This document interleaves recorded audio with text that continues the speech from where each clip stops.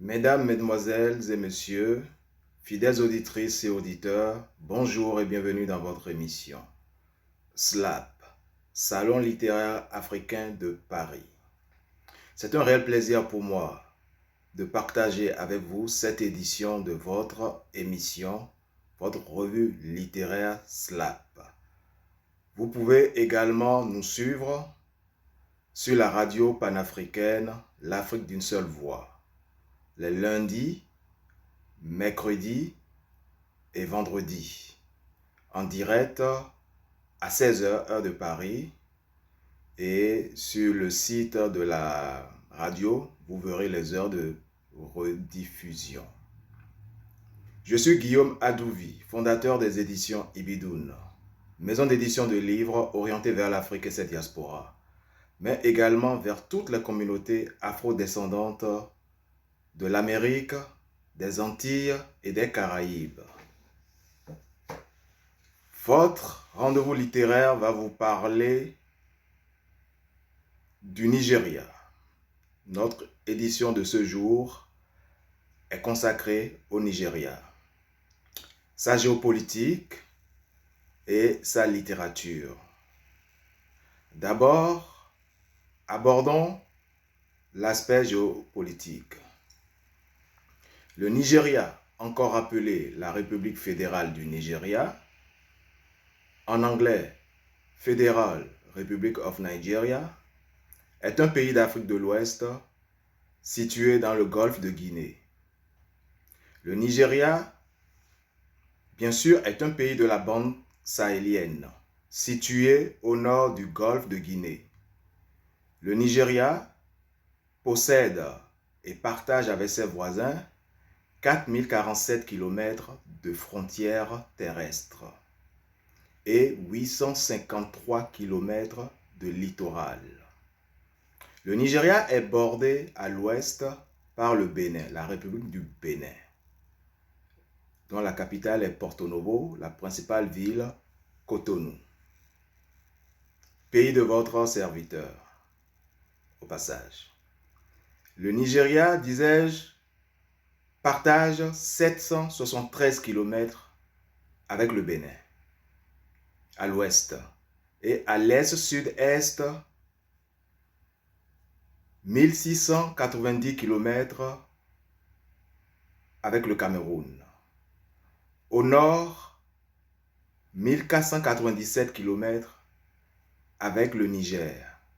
Et à l'est, nord-est, 84 km avec le Tchad.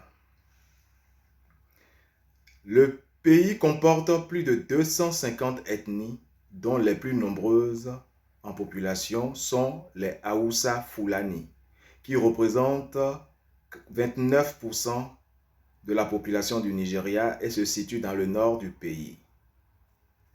Il y a également les Yoruba, qui représentent 21% de la population du Nigeria et qui se situent à l'ouest du pays.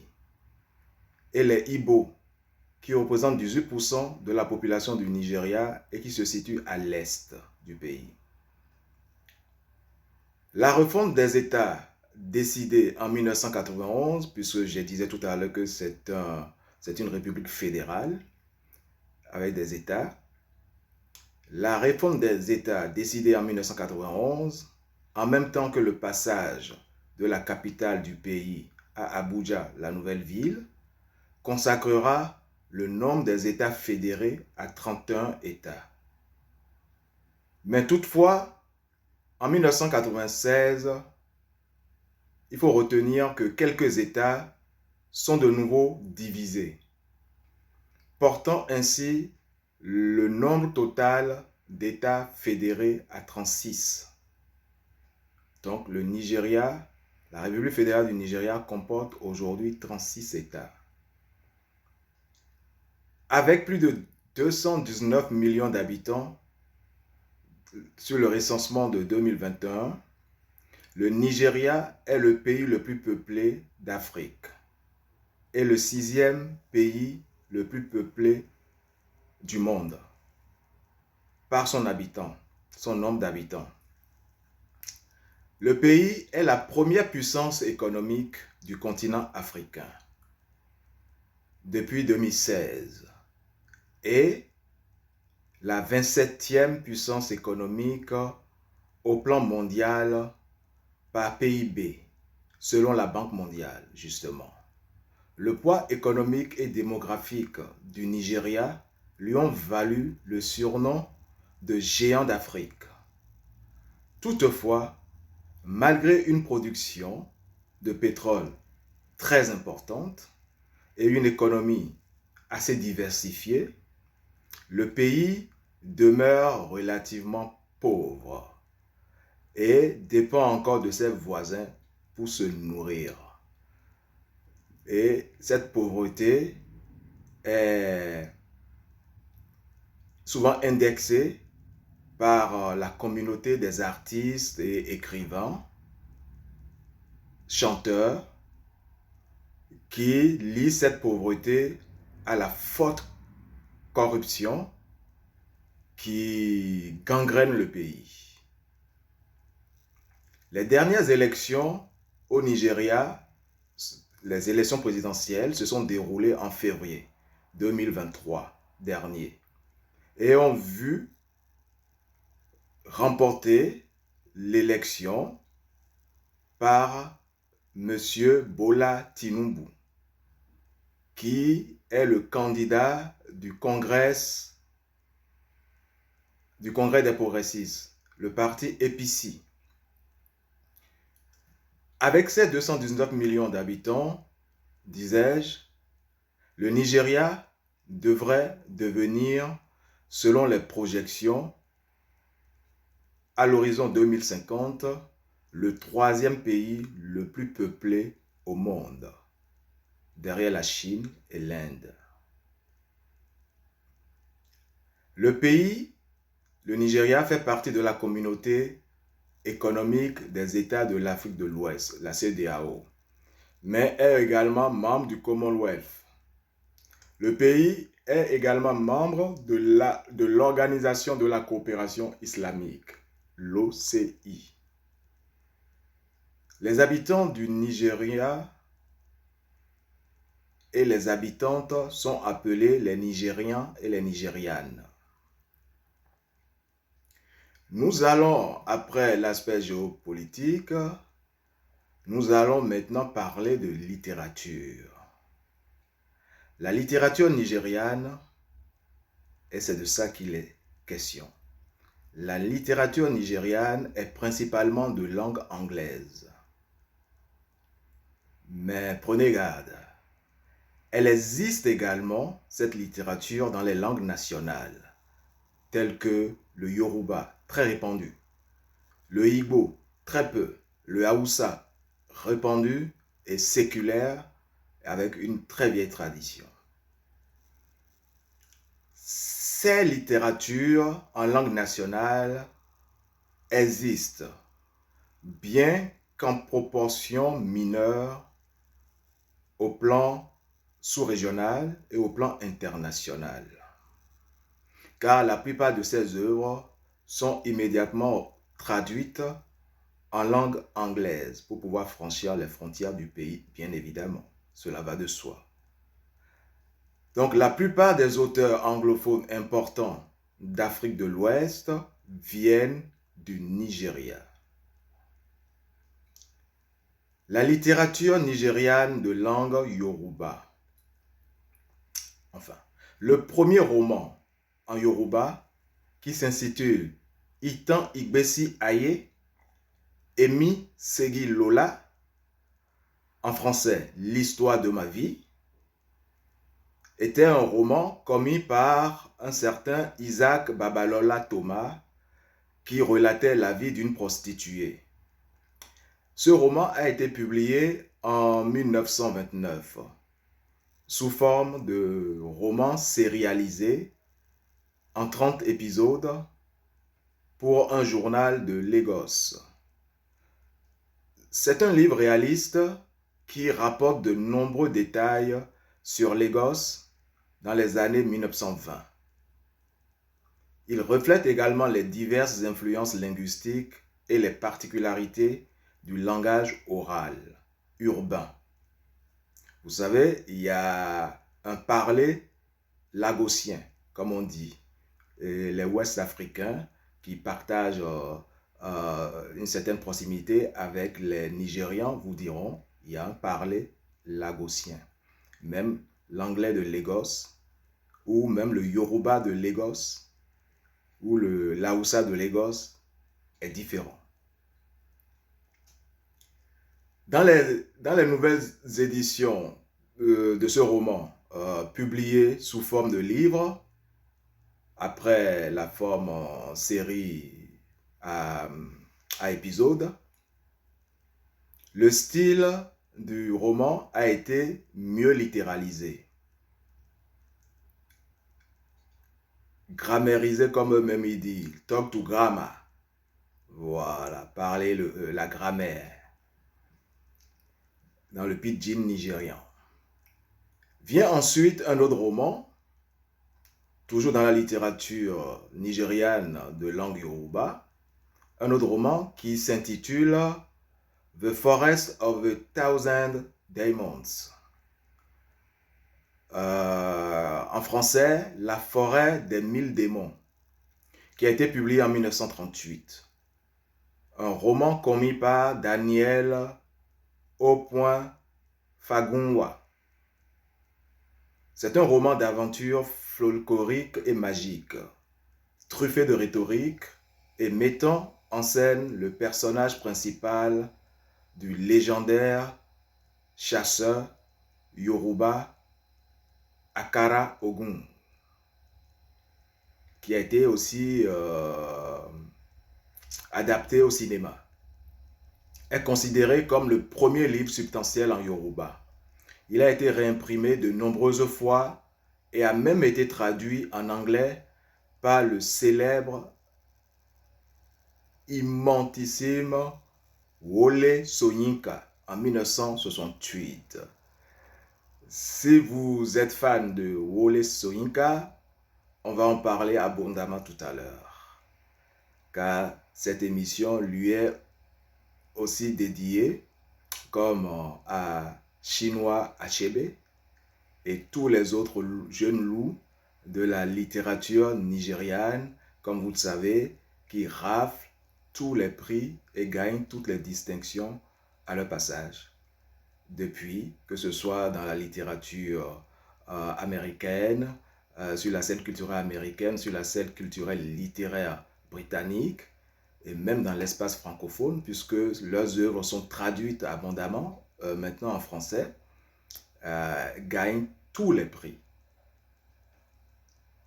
Voilà. Nous allons maintenant aborder la littérature nigériane de langue Igbo. Igbo ou Igbo. Les Igbo ont apporté une contribution plutôt mineure à la littérature nigériane. Le premier court roman en Igbo a été écrit par Peter Nwana en 1933, qui s'intitule Omenuko, qui a été publié en 1935. Il s'agit d'un récit historique sur un garçon pauvre qui s'élève pour devenir un riche commerçant et chef suprême.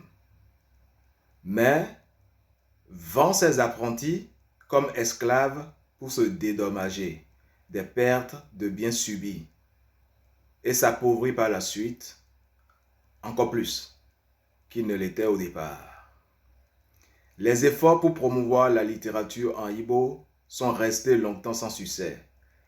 Et pourtant, l'un des plus grands géants de la littérature nigériane et même un des pères fondateurs de la littérature africaine, tout court, est d'origine Igbo. Je parle de Chinua Achebe, qui a connu un succès planétaire en anglais, dans son œuvre d'expression anglaise, la toute première œuvre de Chinua Achebe qui s'intitule Things Fall Apart, publié en 1958. La version française est Le monde s'effondre ou Tout s'effondre. Nous allons y revenir tout à l'heure, car une bonne partie de cette émission lui est également dédiée à Chinua Achebe. La littérature nigériane de langue Hausa maintenant. Les Hausa du nord du Nigeria, du Niger et du Tchad ont été façonnés davantage par l'islam que par les influences occidentales.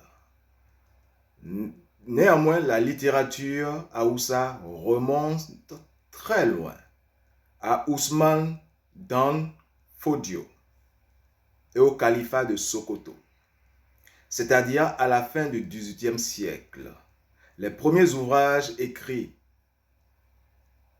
en Hausa ont d'abord été adaptés en Adjami, une variante de l'écriture arabe. Le journaliste et poète Aboubakar Imam a publié le premier journal en Hausa qui s'intitule Gaskiya Tafi Kwabo à Zaria à partir de 1941. Pour vous dire, l'écriture célébrée en Hausa à portée sous-régionale et internationale en 1941. De nombreux romans modernes écrits en Hausa sont écrits par des femmes. Ce qu'on appelle là-bas la littérature du marché de Kano. Kano étant une des principales villes, sinon la plus importante ville du nord du Nigeria, Kano. Comme les plus de 30 livres commis par Hafsat Abdul Wahid, qui à lui seul a commis 30 livres de cette littérature du marché de Kano. Les romans d'amour de Balaraba Ramat Yakubu, ou même les œuvres de Lubaba Yaou. Venons maintenant, après ce rappel historique de l'existant littéraire en langue nationale au Nigeria, venons maintenant à la littérature nigériane moderne, d'expression anglaise, qui est également abondamment traduite en français de nos jours et dans d'autres langues au monde. Bien sûr, tout démarre de Things Fall Apart de Chinua Achebe, publié en 1958. Chinua Achebe est l'un des jalons de la littérature africaine, comme disais-je tout à l'heure. D'autres auteurs postcoloniaux ont reçu de nombreuses distinctions, notamment le prix Nobel de littérature. Ne cherchez pas ailleurs, il s'agit de Wole Soyinka, prix Nobel de littérature. Car Chinua Achebe ne l'a pas reçu. Il a reçu d'autres distinctions importantes, mais n'a jamais reçu le prix Nobel de littérature, puisqu'il avait même été nominé, mais il n'a jamais pu décrocher ce prix-là. Le seul Nigérien et même Africain à l'avoir décroché est bien Wole Soyinka, dramaturge essayiste. Nous allons revenir tout à l'heure sur son cas, sur sa biographie. Donc, Wole Soyinka a reçu le prix Nobel de littérature en 1986 et le Booker Prize, un autre prix littéraire très important dans le monde, l'espace culturel et littéraire anglophone.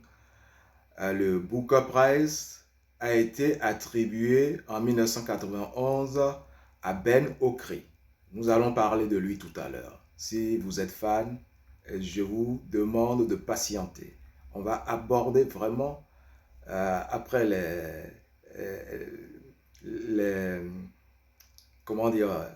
titans de la littérature nigériane, on va aborder les jeunes loups.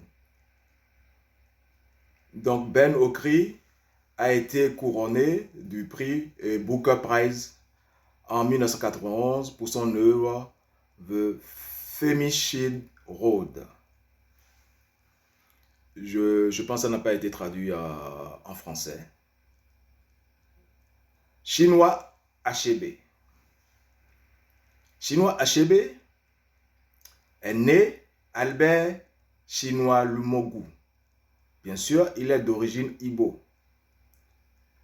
Albert Chinua Lumogu Achebe est né le 16 novembre 1930 à Ogidi.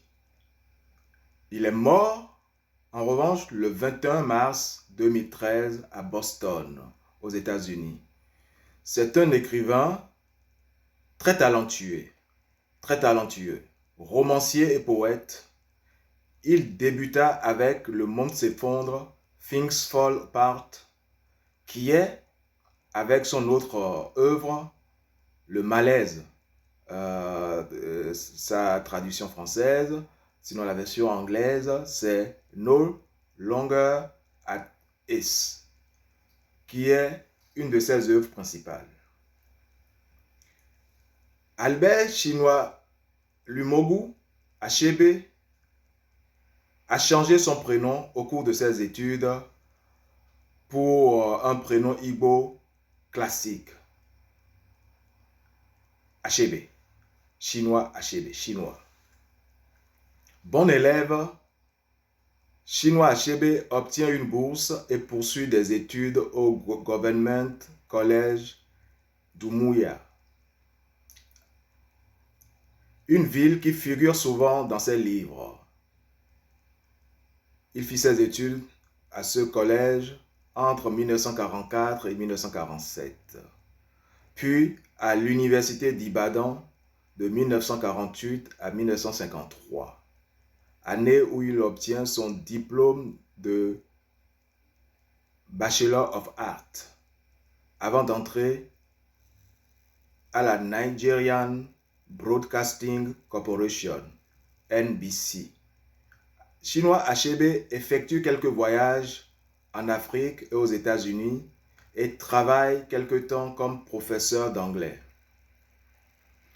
En 1958, il publie son premier roman, Le monde s'effondre, disais-je, Things Fall Apart. Le 10 septembre 1961, il épouse Christy Chinwe Okoli, avec qui il eut 4 enfants, Chinelu, Sidi, Nwando et Ikechukwu, un nom authentique Igbo. Comme nous sommes tous abonnés aujourd'hui à Nollywood avec les films, Ikechukwu ici, un des enfants de Chinua Achebe. En 1962, Chinua Achebe participe à une conférence controversée sur les écrivains africains au sein de l'université Makerere en Ouganda et fonde cette même année une collection intitulée Africain, chez un grand éditeur anglais. À la fin des années 1960, il s'illustra dans le conflit du Biafra, pendant lequel il soutint le parti sécessionniste du colonel Odumegwu Emeka Ojukwu, un bon Igbo. Chinua Achebe fut nommé rédacteur en chef du périodique intitulé Obike en 1972. En 1987, le dirigeant de l'un des principaux partis du Nord, un parti musulman, lui demande d'être son adjoint. Et il accepta, afin de montrer à ses compatriotes qu'il est possible, venant de l'Est du pays, d'adhérer à un parti du Nord, dirigé de surcroît par un religieux, un mollah. Après avoir enseigné dans de nombreuses universités anglaises, américaines et nigérianes, Chinua Achebe en 1990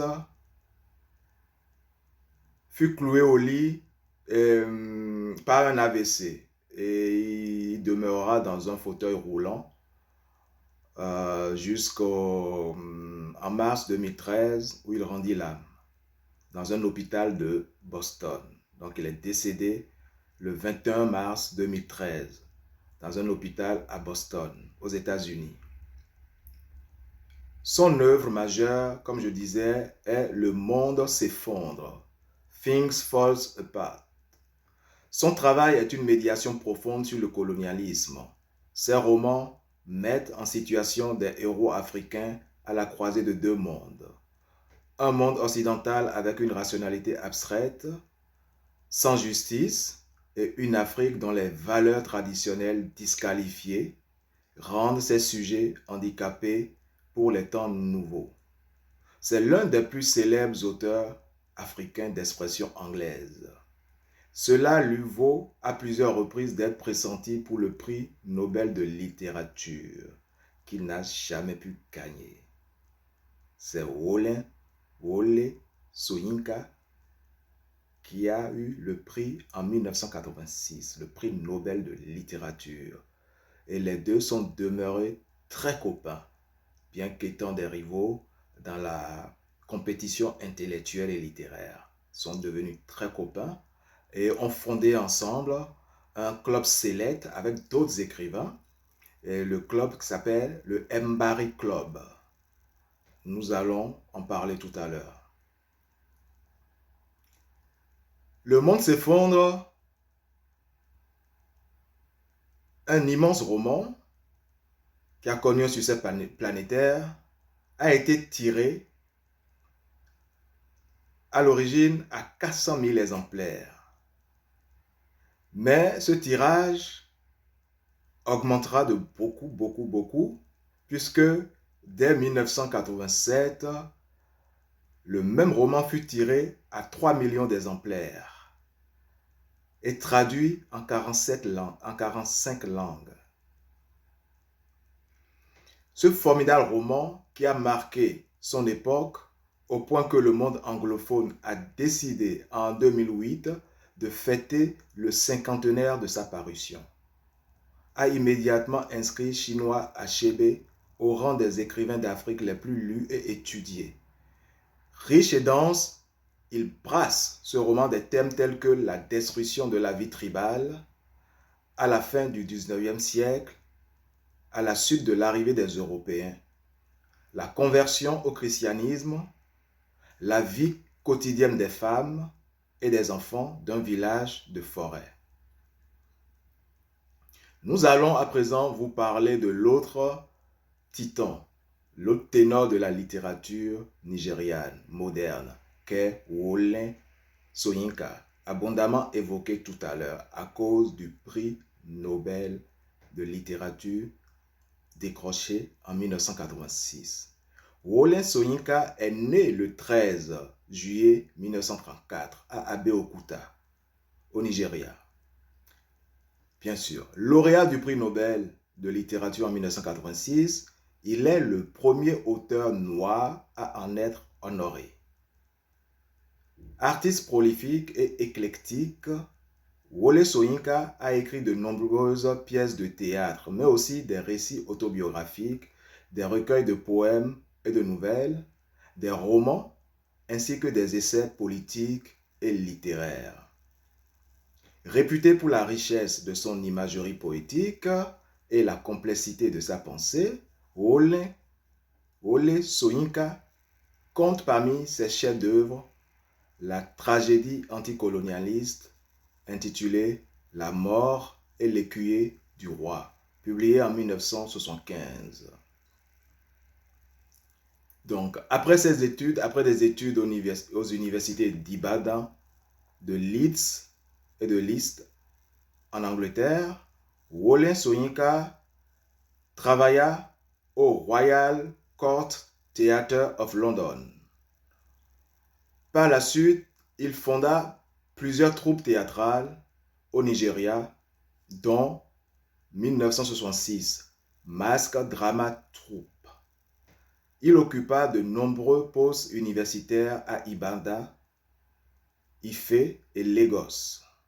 Ibadan, Ifè et Lagos. En 1952, Wole Soyinka fonde l'association The Pirate à l'université d'Ibadan afin de combattre la mentalité coloniale. En 1961, il participe à la création du Mbari Club avec Chinua Achebe et d'autres illustres écrivains, artistes, chanteurs et acteurs de cinéma, enfin des personnalités du monde culturel.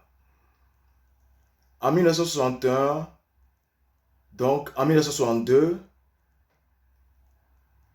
il eut son premier clash avec le monde littéraire francophone de la négritude, puisqu'il opposa au célèbre concept de négritude fondé par Aimé Césaire, Léon Gontran Damas, Léopold Sédar Senghor, Birago Diop, Ousmane Sembène et autres. Il opposa le concept de tigritude. Et à propos, il dira, je cite, « Un tigre ne proclame pas sa tigritude. Il bondit sur sa proie et la dévore. » Fin de citation. Wole Soyinka participa à une conférence controversée sur le même sujet au sein de l'université Makerere en Ouganda en 1962. Cela fit débat. Par la suite, l'auteur sera emprisonné dans son pays au Nigeria entre 1967 et 1969, 2 ans, pour avoir soutenu le mouvement d'indépendance du Biafra. Après sa libération, il restera au Nigeria où il s'occupera de l'enseignement au département d'art dramatique d'Ifé, aux universités d'Ifé et d'Ibadan. Il voyagera aussi à travers le monde pour mettre en scène ses pièces de théâtre, donner des conférences et éditer des magazines littéraires comme Transition. Le prix Wole Soyinka a été créé à son honneur. Les Nigérians sont également bien représentés parmi les lauréats du prix Wole Soyinka pour la littérature en Afrique. C'est un trophée qu'ils préfèrent garder chez eux. Voilà. Notre étude sur la littérature nigériane va vous conseiller quelques-unes des œuvres nigérianes les plus marquantes dans l'histoire de la littérature nigériane, bien sûr, mais également africaine, anglophone et africaine en général. Ne vous fiez pas à l'ordre d'apparition, ce n'est pas un classement qualitatif ou d'aucune autre considération d'ailleurs. C'est notre volonté. Je vous conseille Americana de Chimamanda Ngozi Adichie. Chimamanda Ngozi Adichie est née le 15 septembre 1977. Elle est originaire d'Aba, dans l'état d'Anambra, au sud-est du Nigeria.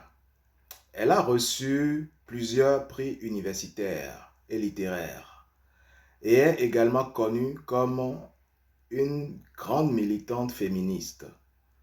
Mais elle n'était pas que romancière, elle n'est pas que romancière, elle est aussi une grande essayiste. Je vous résume Americana rapidement.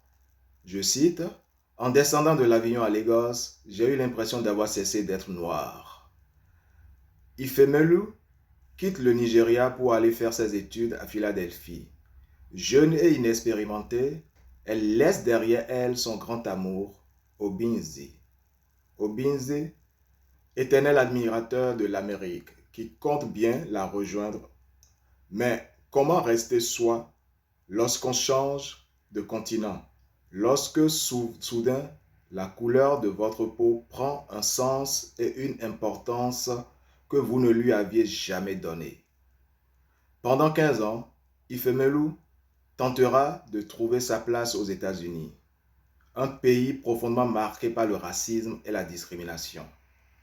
De défaite en réussite, elle trace son chemin pour finir par revenir sur ses pas jusque chez elle, au Nigeria.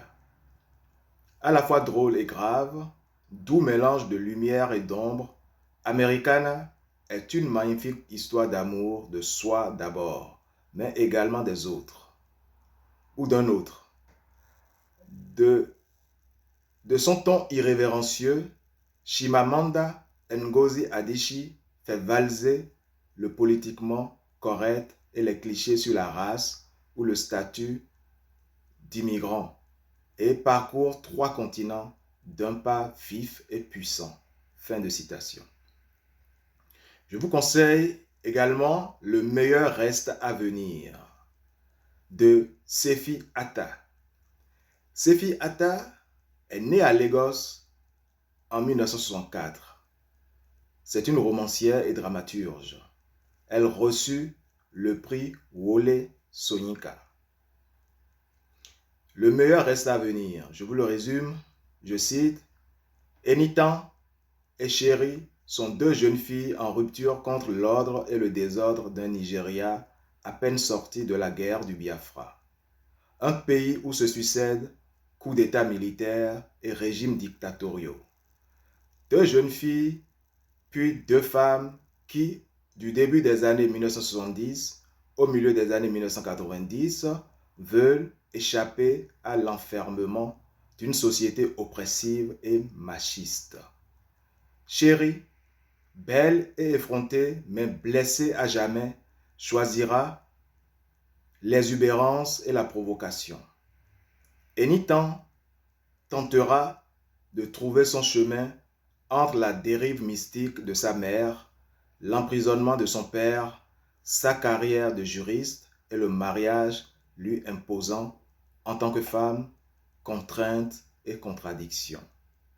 Et c'est à travers la voix de ce personnage inoubliable que Sefi Atta compose ici un roman initiatique d'une remarquable puissance.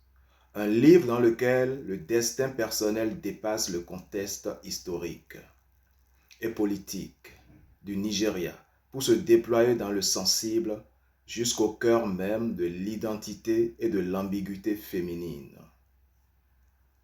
Fin de citation. Je vous conseille La fille du roi araignée de Chibundu Onuzo. Chibundu Onuzo est née en 1991 à Lagos.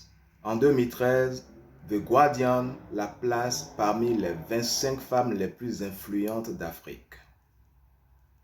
La fille du roi araignée. Résumé.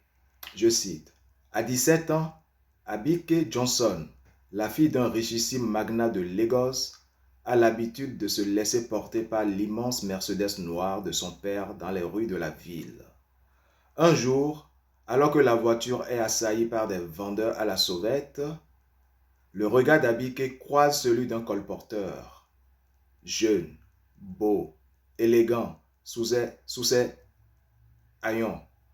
Il détonne dans la foule. Lui vit dans un quartier malfamé. Tous les jours, il parcourt des kilomètres en vendant des glaces pour subvenir aux besoins de sa sœur et de sa mère. Abike découvre un univers inconnu qui la fascine et invite à son tour le jeune homme dans son monde. Mais le coup de foudre initial se transforme bientôt en un jeu de séduction mortelle. Entre amour et haine, tandis que des secrets de famille les obligent à choisir leur camp. Fin de citation. Enfin, je vous conseille Les pêcheurs de Chigozie Obioma. Chigozie Obioma est né en 1986 au Nigeria. Chigozie Obioma enseigne la littérature aux États-Unis. Son premier roman, Les pêcheurs, publié dans 26 pays, a immédiatement connu un immense succès public et critique.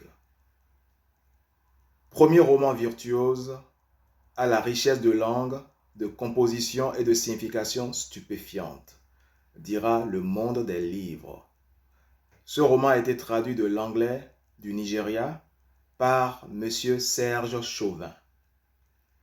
Je vous le résume, les pêcheurs. Je cite, Ikena, Boja, Obembe et Benjamin ont désobéi aux ordres paternels. Les 4 frères sont allés pêcher dans les eaux du fleuve interdit. Lomi Allah. Ils savourent cette pêche clandestine jusqu'au jour où le fou Aboulou les maudit. Ikena, l'aîné, mourra de la main d'un de ses frères. Peu à peu, le poison de la terrible prophétie infiltre les esprits. Cela me rappelle un autre roman dont certainement a dû s'inspirer l'auteur. Ce roman est le Ngando.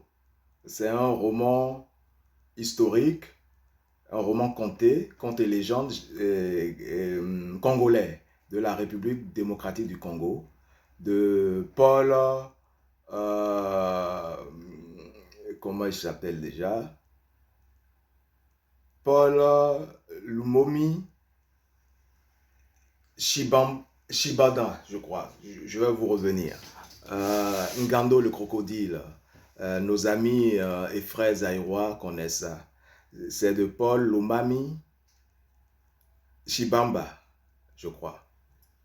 Et comme on a encore un peu de temps, je vais vous suggérer un autre roman qui est une œuvre de Chimamanda Ngozi Adichie qui s'appelle L'autre moitié du soleil. Je résume, puisque je ne la présente plus, on l'a déjà fait. Je cite, Lagos, début des années 60. L'avenir paraît sourire aux sœurs jumelles. La ravissante Olana est amoureuse d'Odenibo, intellectuelle engagée et idéaliste. Quant à Kenene, sarcastique et secrète, elle noue une relation avec Richard, journaliste britannique fasciné par la culture locale. Le tout sous le regard intrigué d'Ougou, 13 ans, qui a quitté son village dans la brousse et qui découvre la vie en devenant le boy d'Odenigbo. Quelques années plus tard, le Biafra se proclame indépendant du Nigeria. Un demi-soleil jaune cousu sur la manche des soldats, s'étalant sur les drapeaux, c'est le symbole du pays et de l'avenir. Mais une longue guerre va éclater, qui fera plus d'1 million de victimes. Évoquant tour à tour ces deux époques, l'auteur ne se contente pas d'apporter un témoignage sur un conflit oublié. Elle nous montre comment l'histoire bouleverse les vies. Bientôt, tous seront happés dans la tourmente. L'autre moitié du soleil est leur chant d'amour, de mort, d'espoir. Fin de citation. Je vais vous conseiller également Aval, qui est une œuvre de Sefi Atta, que je ne vous présente plus. Aval, je cite, chaque matin, Rose et Tolani suivent ensemble le parcours du combattant qui, de trottoirs puants en bus surpeuplés, les mène de leur appartement à la banque où elles travaillent. Leur quotidien dans Lagos en ces années 1980, alors que le gouvernement nigérian multiplie les mesures disciplinaires, est celui d'une multitude de femmes jeunes, célibataires et pauvres. Leur milieu professionnel, leur vie de tous les jours et même leurs relations amoureuses sont régies par des rapports de force. Dans une ville devenue folle, dans un pays autoritariste et corrompu, les deux amis gardent pourtant l'envie de rire, d'aimer, d'acheter des chaussures ou d'aller danser, de rêver aussi. Le jour où Rose est renvoyée pour insubordination, elle sombre dans la déprime. Elle traîne à la maison et boit trop. Affectée à son poste, Tolani se retrouve secrétaire d'un chef-faillon lubrique. Quand un homme leur propose de gagner de l'argent rapidement, facilement, la tentation est réelle. Rythmée, légère, imagée, la langue de Sefi Hatta diffuse spontanéité et énergie dans le récit de Tolani. Que les souvenirs de sa mère viennent éclairer et enrichir. Sombre, mais irrigué par un salutaire esprit de révolte et par une indispensable joie de vivre. Aval est un roman ardent, portant avec force la voix d'une jeunesse violentée, mais jamais résignée, dans un Nigeria impitoyable qui broie ses enfants. Fin de citation.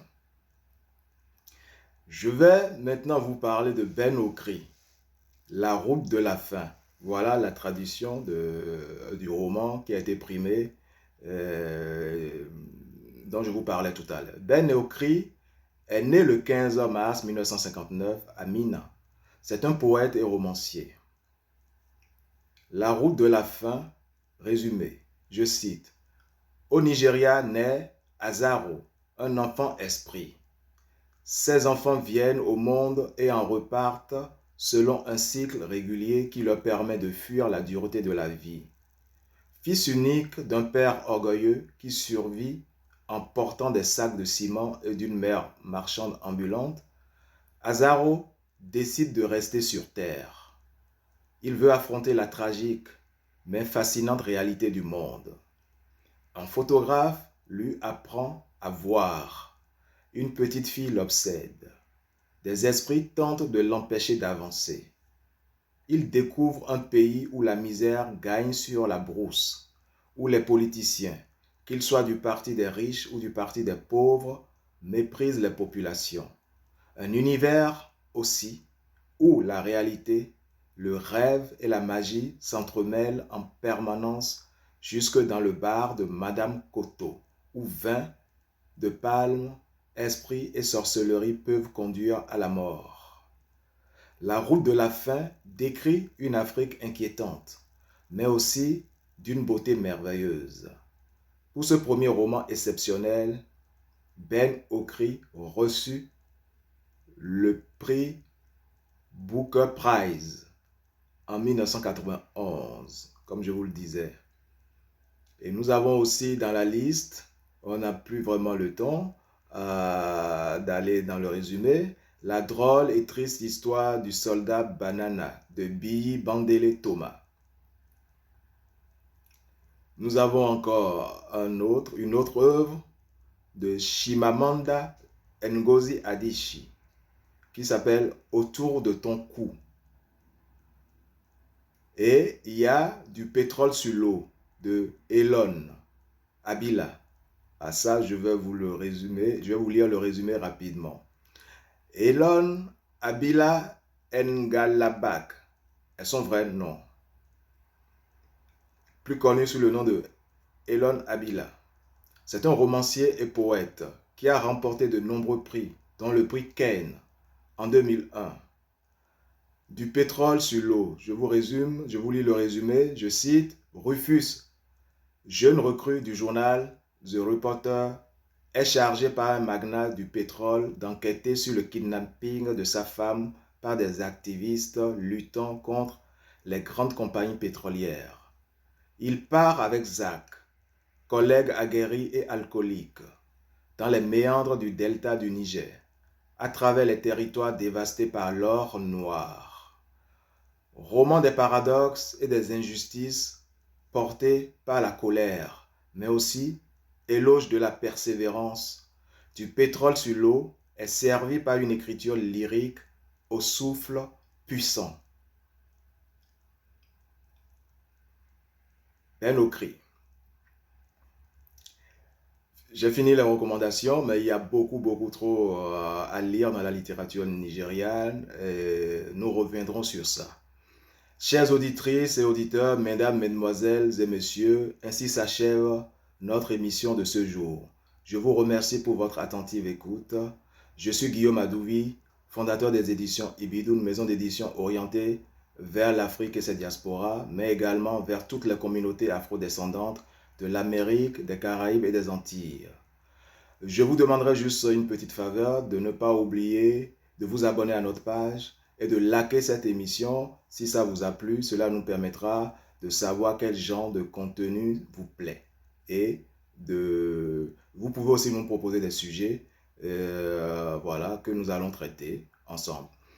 Vous avez nos contacts sur cette plateforme et ce sera un grand plaisir pour nous de pouvoir discuter ensemble avec vous de vos projets éditoriaux que nous serons prêts évidemment à accompagner et jusqu'à la publication de votre ouvrage. Je vous remercie encore et prenez bien soin de vous.